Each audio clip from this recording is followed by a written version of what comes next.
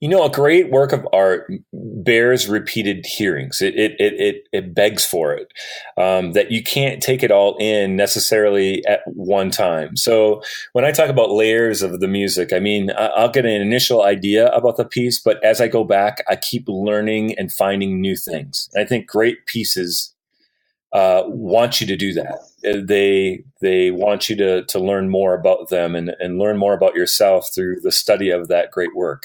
And I firmly believe that happens with, it just like ballad air. I mean, I think about some of these chestnuts that we have that, tend to last in our minds and beg for us to perform those pieces over and over again.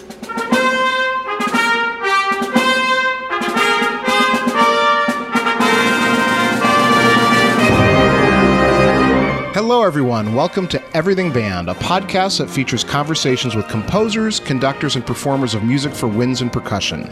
My name is Mark Connor. I'm a composer and educator, and each week I have the great fortune to speak with and share the stories and wisdom of musicians and leaders in the band community. Before we begin, I'd like to thank all of you for listening. I really appreciate your time, and I hope that you are finding value from these interviews. I rely on word of mouth and social media to bring the show to new listeners. If you think you know one or two people who might find these interviews useful, please let them know about it. You can also help by following me and sharing posts on Facebook, Instagram, Twitter, and YouTube. Everything Band is sponsored by Celtic Horizon Arts, the leading tour operator for the arts in the United Kingdom and Ireland. Celtic Horizon Arts hosts bands, orchestras, and choirs from around the world, and they are now taking inquiries for their 2020 Band Festival in Limerick, Ireland. This festival, featuring composer Johan de May, will include clinics, masterclasses, and cultural exchanges. Bands and individual musicians are all welcome to participate and can find out more by contacting Keith Kelly at keith@CelticHorizonTours.com or find out more on Facebook at Celtic Horizon Arts. Now, on to the episode and this week's guest, Chris Gleason. Hi, Chris. How you doing? I'm doing well. Thanks for joining me. Happy to be here. Thanks for asking. So, Chris, could you introduce yourself for the listeners? Absolutely. My name is Chris Gleason. I'm an instrumental music educator at Patrick Marsh Middle School in Sun Prairie, Wisconsin. I teach 6th and 7th grade band, and I had the honor of being the 2017 Wisconsin Teacher of the Year. Outstanding. Yeah, Chris, we talked a little bit about this, but we sort of put this together so quickly that I haven't had a lot of time to dig into your background. So can you tell me about the Teacher of the Year process and what that was all about? Yeah, it was actually a surprise. In Wisconsin, every state's a little bit different, but in Wisconsin, I was nominated for what's called a Cole Fellowship, and they select teachers, and this is nominated by parents or other family members or other community members. I was nominated and then asked to fill out some essays and so on, and submitted it. And there's probably 1,500 to 2,000 teachers that submit, and out of that, they select 100 to receive a Cole Fellowship. So I was fortunate to receive a Cole Fellowship. And then after that, they reread all the applicants in the questionnaire again and the essays, and they select 4 teachers from our state to be the Wisconsin Teacher of the Year: high school, middle school, elementary, and student services. And so I was selected as the middle school teacher of the year. And then from there, you go into an interview process to see if you will be the representative for Wisconsin. And so I made it through that round and represented Wisconsin to the national level and participated in the Teacher of the Year program at the national level and applied for the National Teacher of the Year and was a finalist for that. Didn't get it, but I tried. Yeah, it's still really impressive. And you were spoken very highly by a previous guest, the composer Alex Shapiro. She's fantastic.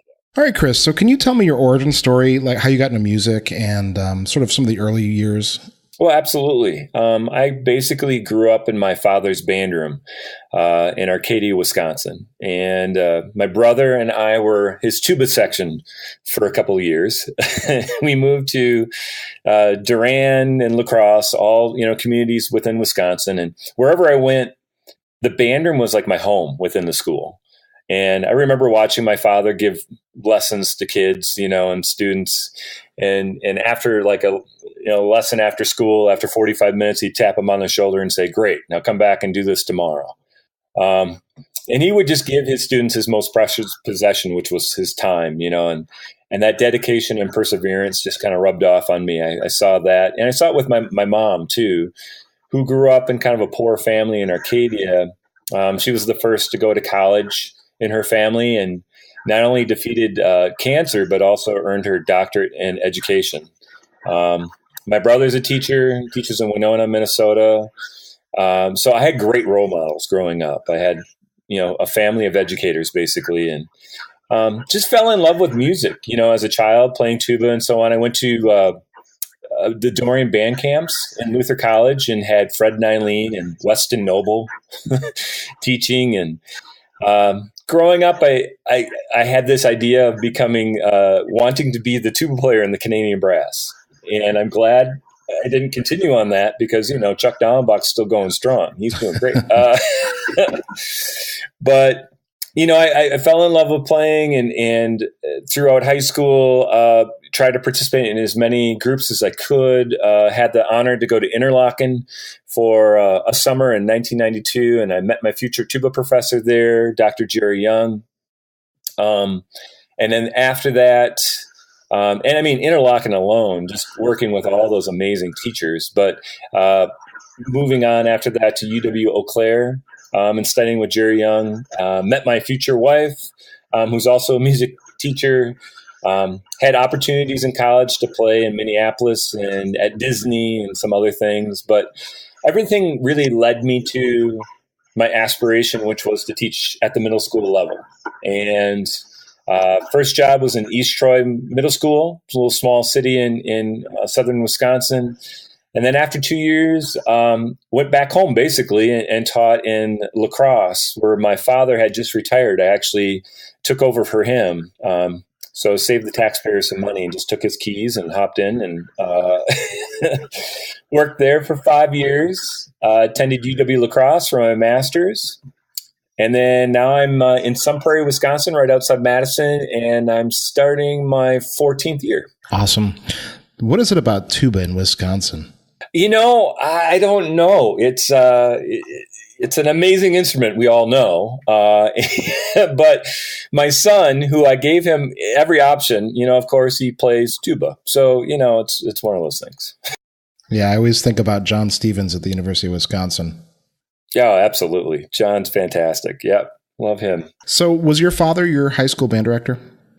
He was not. I actually had him. He was a high school band director for years, but with our moving around, it ended up, he ended his career as a middle school band director. So I had him in middle school mostly, but he was a huge influence, on my career and life, obviously. Yeah, absolutely. My father was a teacher for 54 years, and even though he was a social studies teacher, he still taught me most about teaching that I know.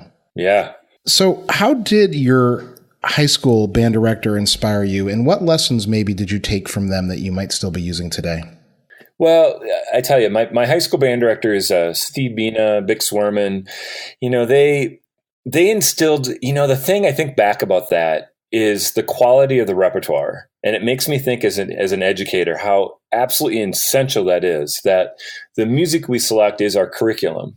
And it's almost like the air we breathe within that rehearsal space. And it's just so important. And I think back to the music that they selected, like the Whole Suites and Children's March, Granger, or Do Not Go Gentle Into That Good Night. I remember that vividly, Elliot Del Borgo. I mean, such amazing music, or Elsa's Procession. I mean, I had such an opportunity in high school to study great literature, and the passion and drive that my high school band directors had was a huge influence on me. Yeah. Do you still think about that every time you program a piece of music?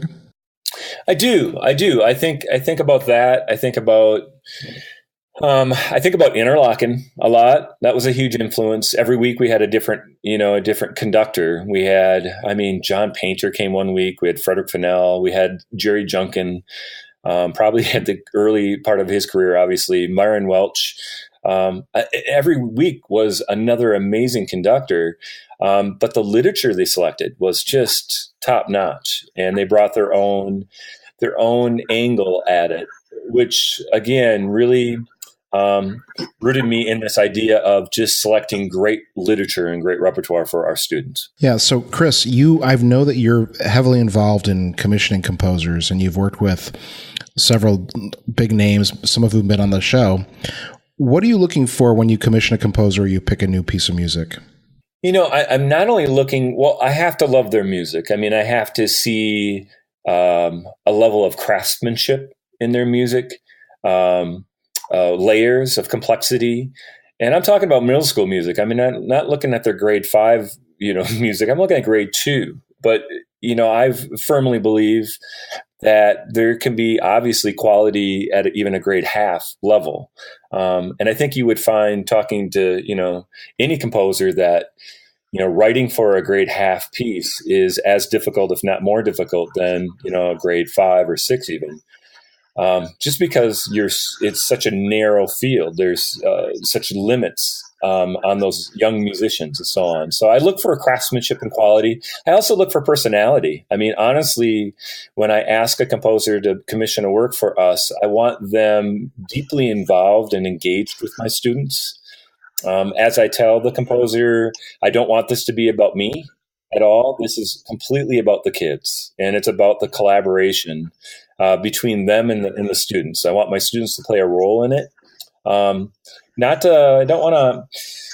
don't want to limit the composer, but I want them to have the opportunity to work with these amazing young kids to create something that's very unique and special, and to give kids that opportunity to see creation. So you had a great experience with these composers. Do you have any anecdotes you'd like to share? Oh, that's one of the best parts. I mean, it's been a joy to get to know these people, and more importantly, is to have that opportunity for my students to engage with them. So I have not only memories of these composers, but also their interaction with the students. I mean, there's nothing like having a piece of music and bringing it to life, but then having that composer in your room and hearing, your ensemble perform it for them for the first time. It's something that you can't capture. I mean, it's just that one moment in time. So I remember John Mackey sitting in our room, and I was just so nervous. And John is just a sweet man, very humble and kind, but I was so nervous because, he's not written a lot for younger bands. And so we were playing Lightning Field for him. And as soon as we were done performing it, he stood up and he's like, "You can play it." You can actually play it. And not really meaning it like he was necessarily shocked that our musicianship could handle it. But he was more worried about writing something that would be accessible, obviously, but that all the parts would come together. It's one of those things where you're writing for a group, and I can't imagine as a composer that it's such a difficult task for kids you don't know, and for maybe even a level you're not used to write something. So he was just so pleased that it all worked out. And the kids were just, so it was just love fest for a minute. It was just fantastic. So that was fun. Alex Shapiro working with the band via Skype. She was so kind to say, "I'll Skype in whenever." So, she's right on the San Juan Island, so looking out at the ocean. So, she would be in her studio and turn the camera around and show the kids pictures of whales swimming by and so on. I mean, so the kids getting this idea with her concept of rock music and getting back to earth and making this beautiful piece. And Brian Baumages, who, is hilarious. Actually, he's got just a wonderful sense of humor. But actually, when the kids came up with their ideas for the piece, he was going to reveal the concept that he was going to go with. Actually played a little trick on the kids and said it was going to be about a trampoline and someone jumping on a trampoline, and all the kids were looking around like, "What?" And then he kind of gave them the punchline and said, "No, I'm just kidding." And the kids they thought that was amazing. So there's been so many great great moments of time. Probably the best one, though, I would say, is Blue and Green Music with Sam Hazel. Our very first commission, where Sam came and worked with the ensemble and did, amazing things. But the performances at our state music convention, and seated in the front row were some of, if you know the story behind Blue and Green Music, it's actually based on Georgia O'Keeffe, her painting. And Georgia O'Keeffe was born and raised in Sun Prairie, Wisconsin. So there's the connection there. But we invited some of the only living relatives of Georgia O'Keeffe to be in the audience. So they were there arm in arm looking at a replica of that painting and then listening to the music with Sam conducting. We got done with the performance, and those kids didn't want to leave the stage. They recognized that moment and how precious that was to be there in that moment. So those moments and those experiences live on with me and probably will forever. Chris, you've done a great job of describing the importance of commissions and selling it.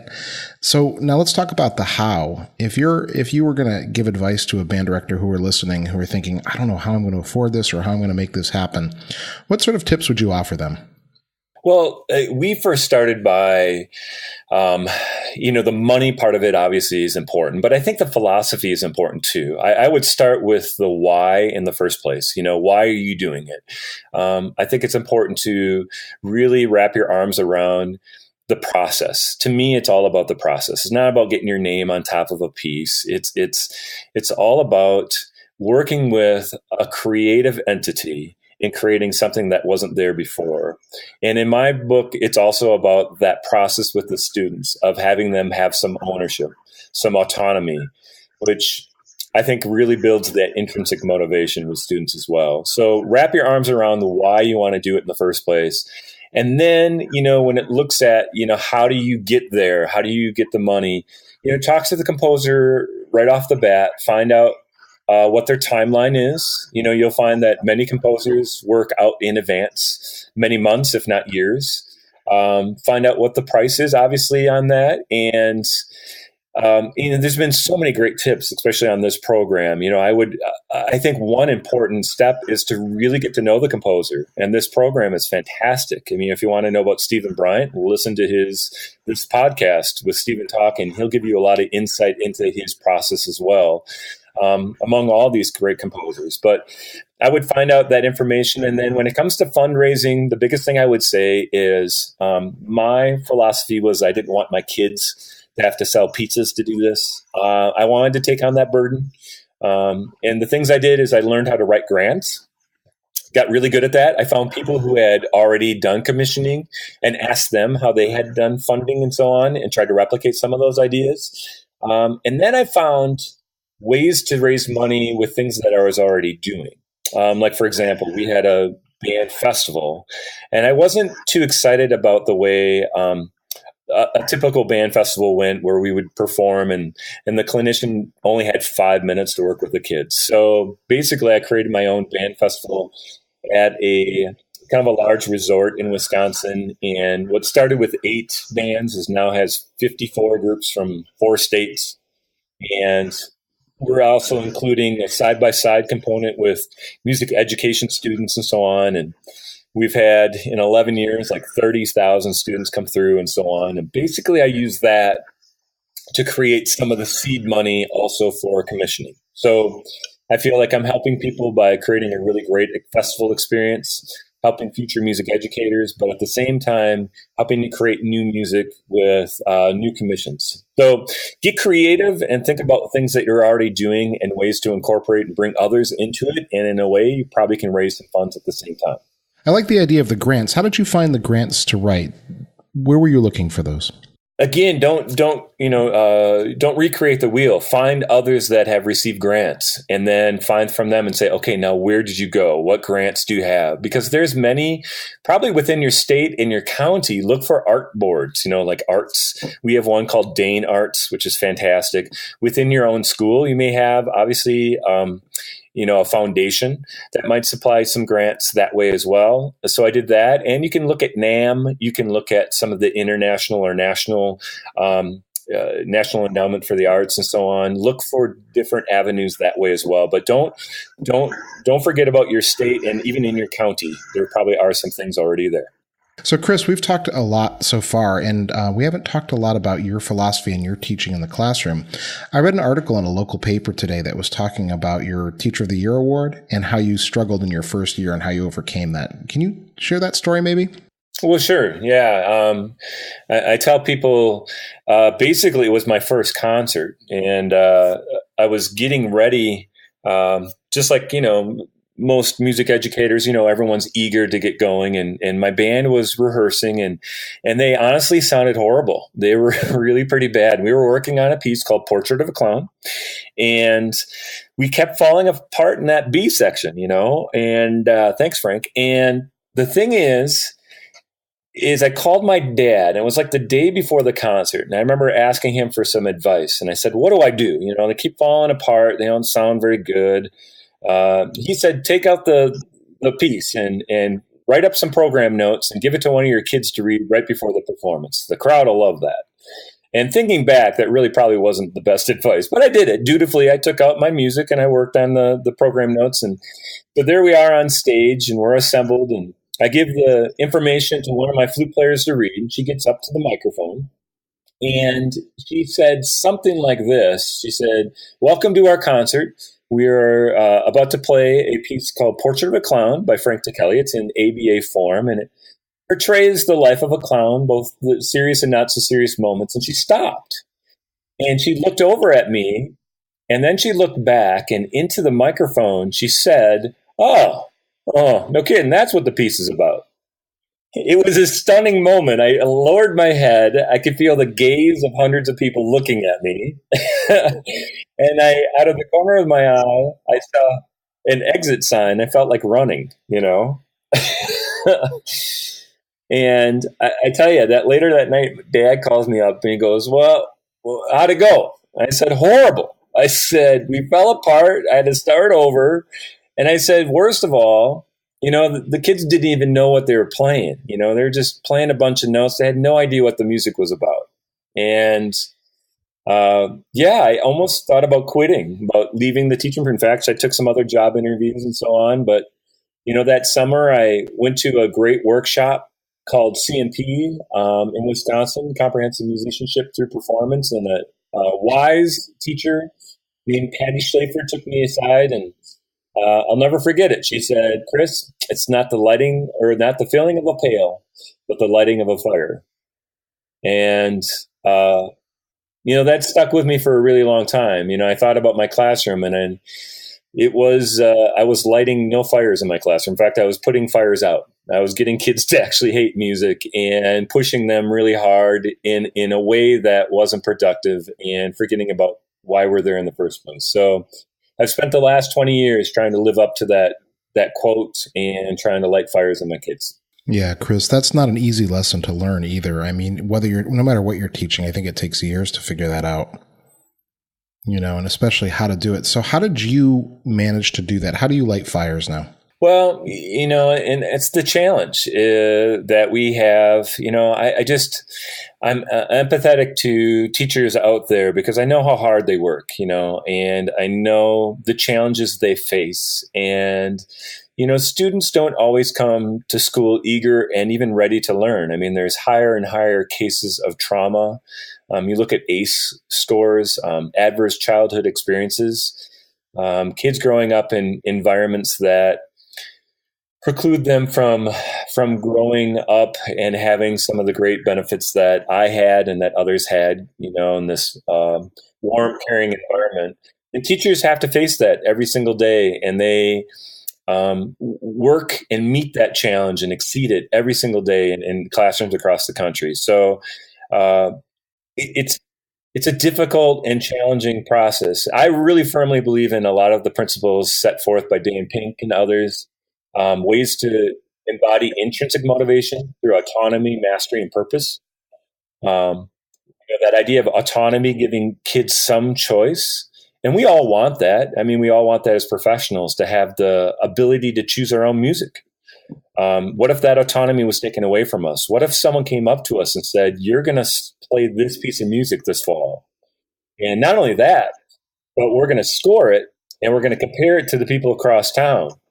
And if you think about it, some of our colleagues in other disciplines are being told that same thing right now. And mastery, that idea of getting better at something that matters to us. And we think about the students that come into our classroom and how they do want to get better. They want to be better on their instruments. They want to be better as an ensemble. But how to teach them that mastery is elusive,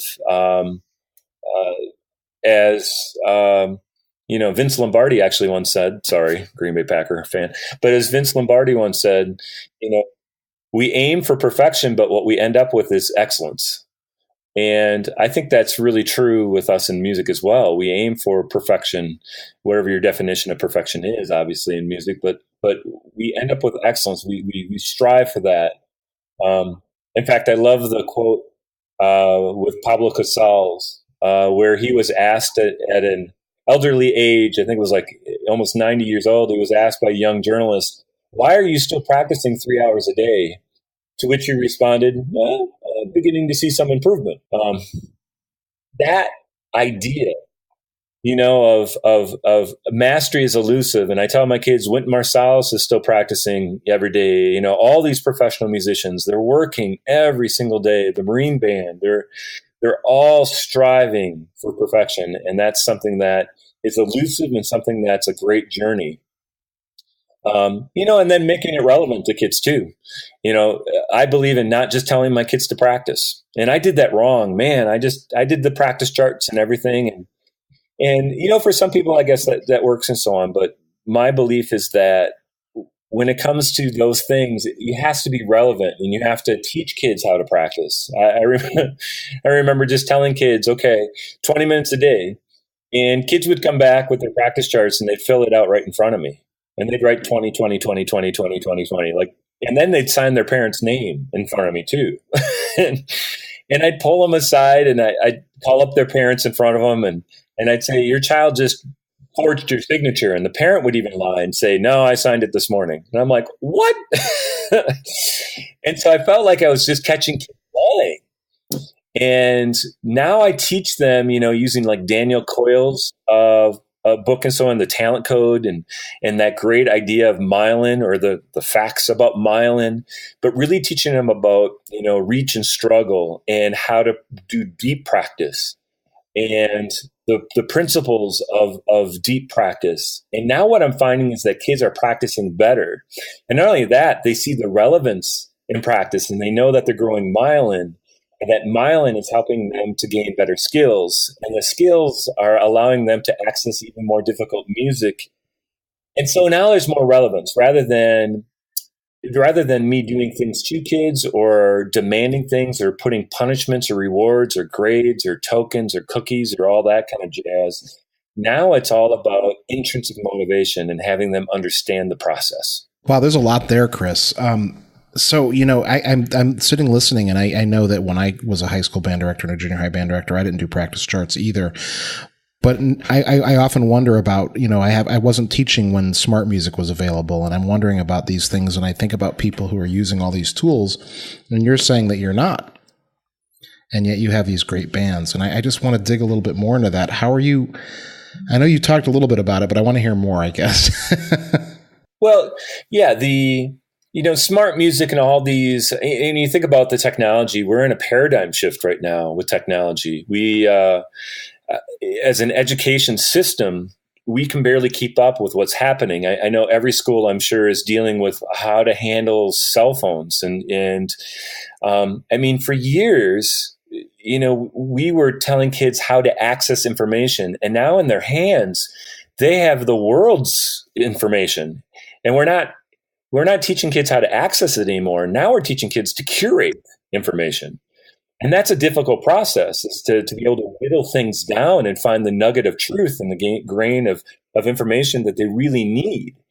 I keep telling my kids on YouTube, it's now a whole new world where they can access, the performances of some of the world's greatest musicians.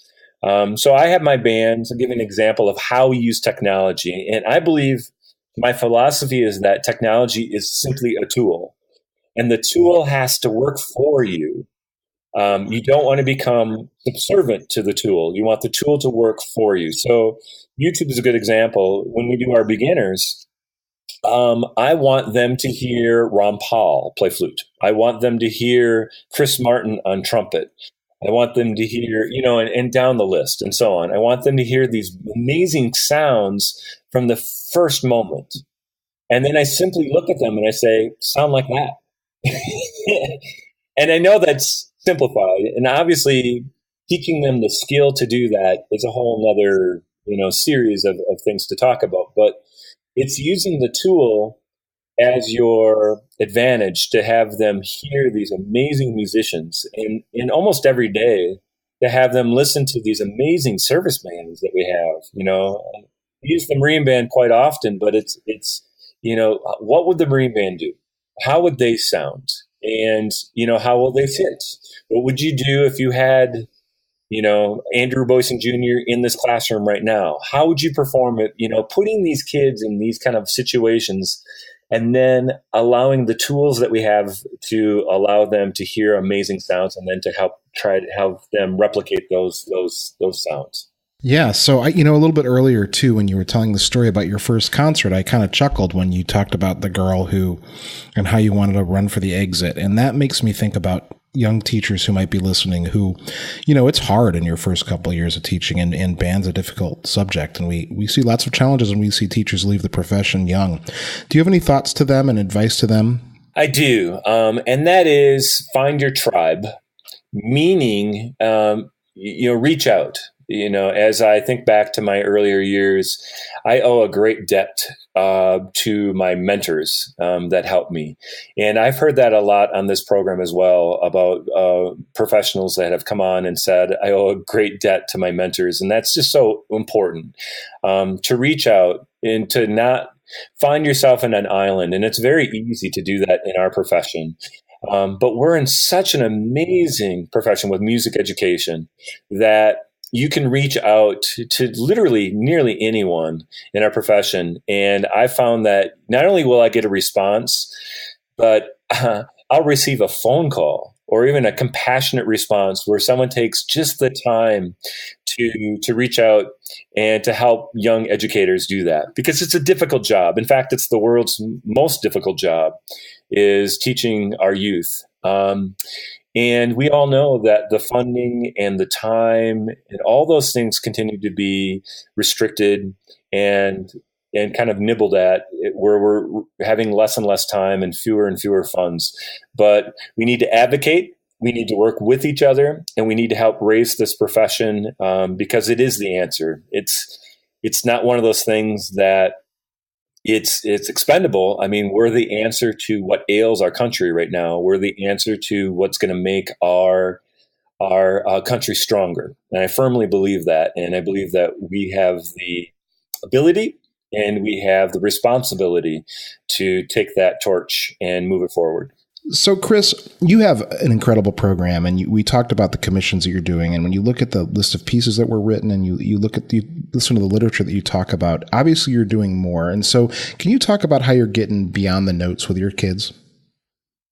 Well, sure, yeah, and I love that term, beyond the notes, because I believe what we do in music education isn't just about the notes. I believe that as educators, we really need to focus on not just the skill, and I know that's important, but also the knowledge and the affective components to what we're doing. Kids and great musicians, if you think of it, really to be knowledgeable, but they also need to be in touch with themselves, what their beliefs are, what their relationship is with the music, and so on. Like, for example, recently we were working on a piece called Moscow 1941 by Brian Balmages. And as I told the kids, in 1941, the German army was within 15 miles of the capital of Russia, in Moscow. And within just months, in the dead of winter, the Russians pushed back Germany 300 miles. And as I asked the kids, how'd they do it? And little seventh graders talking to each other and so on, they came up with, well, they had to come together. They had to have a community, a team. And I said, exactly right. So let's talk about community. I want you to go out into our school and I want you to find something that you want to make better.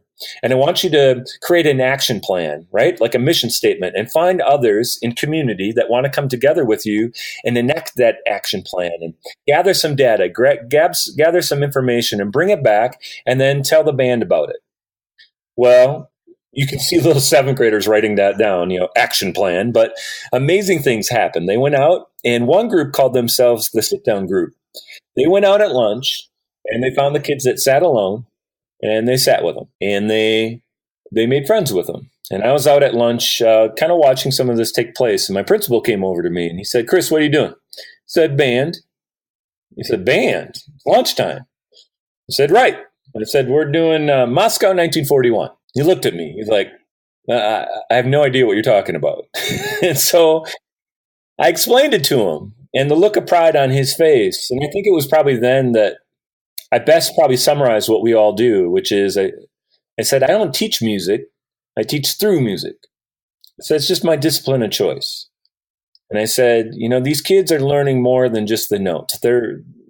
It's a beautiful piece, and that Meadowland melody and so on is fabulous. But I said, they're learning what it is to be in a community. And I said, I think that's really important for our kids to learn what it means to be in a successful community.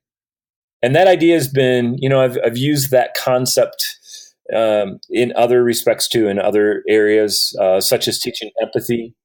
And again, my principal came up. He goes, "Well, how are you going to teach empathy?" I said, "Salvation is created." He said, "I don't understand." I said, "Pavel Chesnikov." He said, "Well, what is that? Who is Pavel Chesnikov?" I said, "He's a Russian composer who was told by his country that he could no longer write sacred music. And one of the last pieces he wrote, sacred pieces that he wrote, was Salvation is Created." And I said, "It's one of the most magnificent pieces you'll ever hear in your life." And I said, "For just one moment, I want my students to be in his shoes, to have written something that beautiful. And what history tells us, that he never actually heard it performed either. How could someone write something that beautiful, that magnificent, and never hear it performed?" I said, "That's empathy." And I said, that's something that all our kids can learn from. So in looking at it, it's how can we teach not just the music, but how can we teach through the music? I'd like to take a short break from our episode to invite you to listen to my music at markjconner.com. I am always seeking opportunities for collaboration.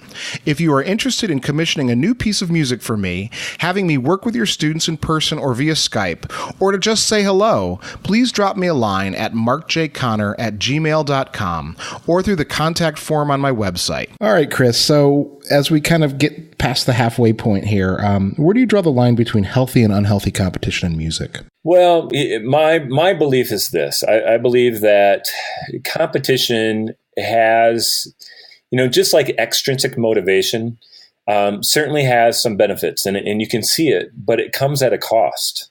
When you give rewards out to kids, and it's the same as punishments. It's two sides of the same coin, in my viewpoint. It comes at a certain cost, and I believe competition's the same thing. I believe that competition usually leads to one result, which is who's the winner. And as you'll find from many competitions, that no one really cares who's in second. It's all about the winning. And what I find is that when people focus on the extrinsic, and this is the key here, when people focus on the extrinsic, and that's the motivation, people tend to either cut corners, lie, cheat, steal, or do things that they wouldn't ordinarily do. A question I like to ask young educators is this, and it was a question asked to me by a dear friend, Glenn Hayes. He said, "Chris, how would you teach if you didn't have a concert to prepare for?" And that question really hit me pretty hard, and it made me think about it. It's like, what am I doing in my classroom? Am I really focused on that concert? And what am I doing? What kind of music am I selecting? Is it just for that concert, or is it for the benefit of the kid's education? And the quote that comes to mind with that as well is, every time a choice is made, a belief is applied. So when it comes to competition, we're making a choice. We're making a choice as an educator, and we're putting our kids in situations. We really have to, as educators, really have to make that decision to say, is this healthy for them or not healthy? And what benefits are we gaining, but really what damage are we doing to our kids? And you can take the frame of mind where it's not about winning, it's about the feedback we're getting and so on. But you have to not, it's not the outcome that we project, it's the one that the kids receive. Just like in teaching, it's not so much what we teach, it's what the kids receive that's important. So you may say it's not about the award or the extrinsic motivator, but what are the kids taking in? So I think as a profession, we really need to think about this seriously. Can we still have festivals without trophies? Can we still have festivals without ratings? Can we have opportunities for kids to make music and support each other, but at the end, not determine a winner? Can we all win? I don't know. I think as a profession, we need to think deeply about that. I have quite a bit. And my focus is trying to be as much as possible on intrinsic motivation. All right, Chris. So this question is a big one and plagues a lot of musicians, not only music educators, but how do you find work-life balance in your career as a music teacher? It is a great question. It really is. I think you have to be intentional about it. Just like I think you have to be intentional when you teach your students. You need to be intentional about the affect. You need to be intentional about the concepts and the outcomes that you're teaching. I think as educators, we have to be intentional about finding time away and about finding things that really allow us to unwind. Because this is and again, I know how hard music educators work and the hours that band directors put in, especially. It's stunning. It's amazing. And I think it's really important that we as educators find times and we just put it away.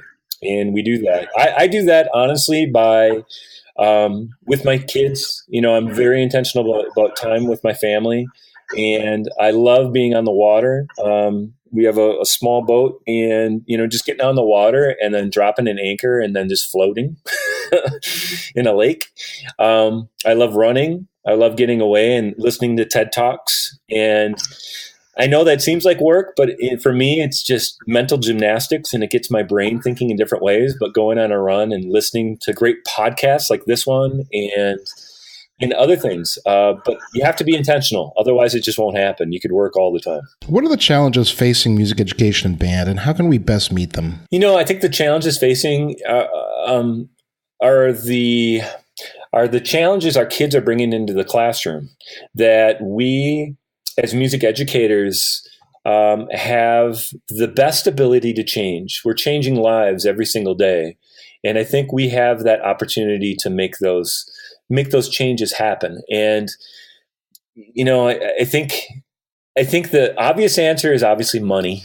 I think the obvious answer is time with kids, having the opportunity to work with them. But to me, it's a little deeper than that. It's seeing the potential in every child. I think we have to be careful as a profession that we don't shoo children away, that we have access to kids, and that, frankly, we reach out to as many of them as possible.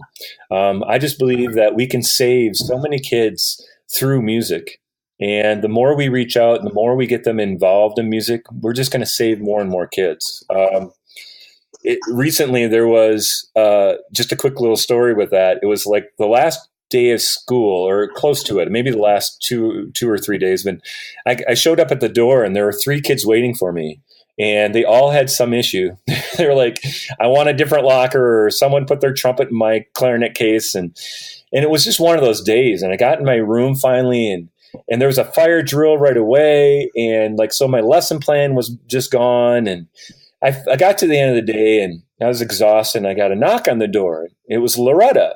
She's a tuba player. So there's compassion there immediately, obviously. And she walks in and she says, "Can I have a lesson, Mr. Gleason?" And I'm like, "Sure, come on in, have a seat." And we played through some things. We're working on a lesson book. And about halfway through, she stopped. And she said, "You want to hear what I'm going to do this summer?" And I regretfully say this to you or admit it. I said, "No." I'm like, "It's been one of those days, Loretta. I really just want to get home. So if you don't mind, we're just going to finish this lesson up." And we did. Well, Here's the thing. About 2 weeks later, I'm with my colleagues, the teachers of the year from across the country, 56 teachers of the year, and we're at space camp. I know, rough gig. And we're there, and we're actually learning from a person named Ed Buckby. And he was the person who drove the Mercury astronauts back and forth to the launch pad. And he founded Space Camp in Huntsville, Alabama. And he asked the teachers of the year, he looked at us and said, "What year did Neil Armstrong step foot on the moon?" And we all kind of looked at each other and took a guess, and he said, 39. We're like, oh, all right. He said, "How old are your seniors in high school?" And again, we kind of said, well, 18, 19. He said, "Right. We're going to Mars in 20 years. And at first it didn't hit me. And then it all came together. And he said, "That's right. You're teaching the next Neil Armstrong." And that really hit me because it's like, wow, we're teaching these kids that are going to see the reality that they're going to go to Mars and come back. And those are the kids, in our kids, it might be a future president, might be a future congressperson, might be a future astronaut going to Mars, could be someone that's going to solve cancer.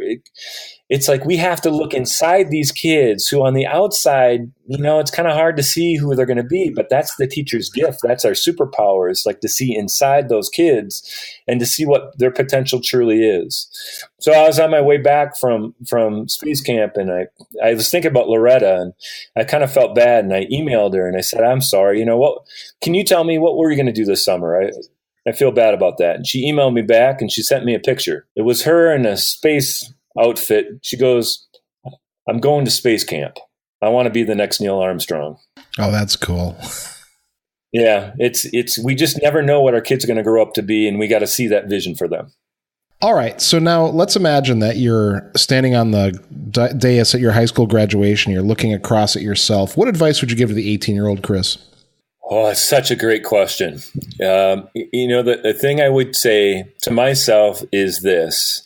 It would say, work as hard as you can to work with kids and not do things to kids. I would say, bring kids in on decisions as much as you possibly can. Allow them to have some autonomy. I would say relax, that this is a long process, that no one expects you to be the perfect teacher right away, but to be curious, to ask a lot of questions. I think curiosity is the great leveler in education. It's the more curious we are as educators, the more passion we're going to bring to our kids, and that we need to be curious. And I think I would probably say this quote, and this quote probably has changed my life. Ken Robinson, amazing mind, said this quote once, and it's always stuck with me. He said, "Farmers and gardeners know you cannot make the plant grow. The plant grows itself. What you do, or what the farmer does, is they can create the conditions for growth," right? They know what the conditions are. The good ones do and the bad ones don't. Great teachers know what the conditions for growth are, and the bad ones don't. Our kids are going to grow no matter what. But great teachers, they create the conditions for growth. They've got that environment set up for kids to succeed and flourish. And I would say, as a young educator, it's like, find what those conditions are. Figure out how to make that happen so that all kids can flourish. So, Chris, if you had a choice, what would be the final work for wind ensemble or band that you would conduct? And I'm going to open this up because many of my listeners have given me orchestral works as well. Yeah. And, I've heard your podcast before, so I've thought about that for a long time. And I wish I had a better answer, because that's tough, because you're trying to narrow it down to one. But I tell you, again, I'll go back to that piece, and that's, salvation is created. And it's just such a glorious piece. And again, in just that surface, when you hear it, you recognize its beauty.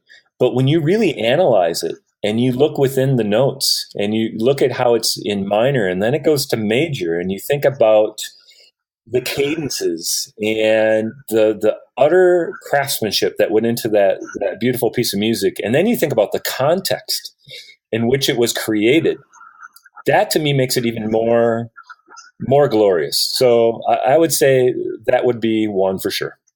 Is there anything coming up that you would like to share or promote?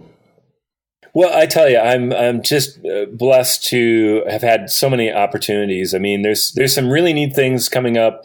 I'm working with TED Ed, and TED Ed's working on creating a platform for educators to share their ideas with each other. So kind of be on the lookout for that.